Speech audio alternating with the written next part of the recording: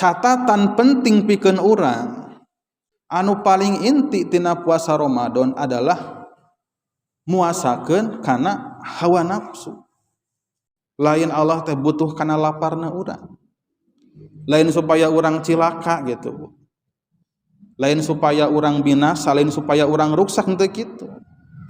Tapi aya hikmah anu ageng ku cara urang dipeurihkeun saheulaanan kunahan lapar nahan dahaga. Sabab di dinya teh aya tujuan anu mulia nyaeta nyetak diri jadi jalema anu langkung taat, langkung takwa ka Allah. Tanu paling inti nama nyaeta muasakeun nafsu, ngecageun nafsu tina kahayang-hayangna. Sabab nu namina nafsu mah lamun ditaroskeun masalah kahayangna da moal aya tungtungna.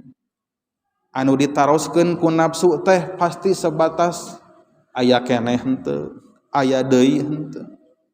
Poek moal naroskeun aturan, moal naroskeun halal haram, tapi anu ditaroskeun teh ngeunah henteu. Nikmat henteu. Naon sababna? Sabab saenyana bentuk kagorengan anu terjadi termasuk dosa-dosa eta teh timbul tina akibat nafsu.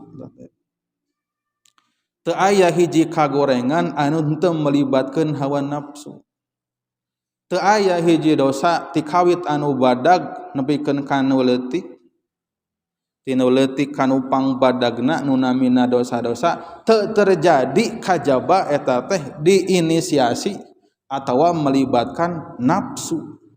Matak datang ka nya Allah Subhanahu wa taala dina bulan Ramadan. Dohirna anu katingali anu ditahana teh lapar. Dohirna anu karasana anu ditahana teh naon? Hausna. Anu ditahana teh naon? Aktivitasna ulah beberatan teuing bisi capek.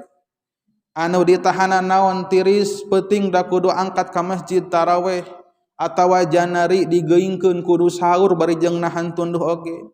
Hampir-hampir salah ngahuapkeun sakapeung mah gitu.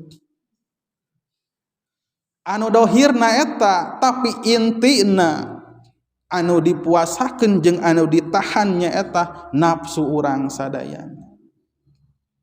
Sabab teu aya kagorengan jeung dosa anu terjadi kajaba eta teh didorong tina nafsu.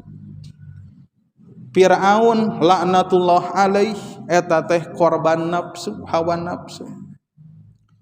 Oge kaum-kaum anu ku Allah dicaritakeun karusakanana, kaum Nabi Lut eta teh akibat tina ngalajur nafsu. Kaum Nabi Lut anu populer kalayan istilah kaum Sodom. Anu resep ka sesama jenis. Batang bulan Ramadan ayeuna latihan tahan hawa nafsu, tahan emosi, tahan lapar, tahan haus. Terus pinuhan waktu dina dinten Ramadan teh kalayan ibadah.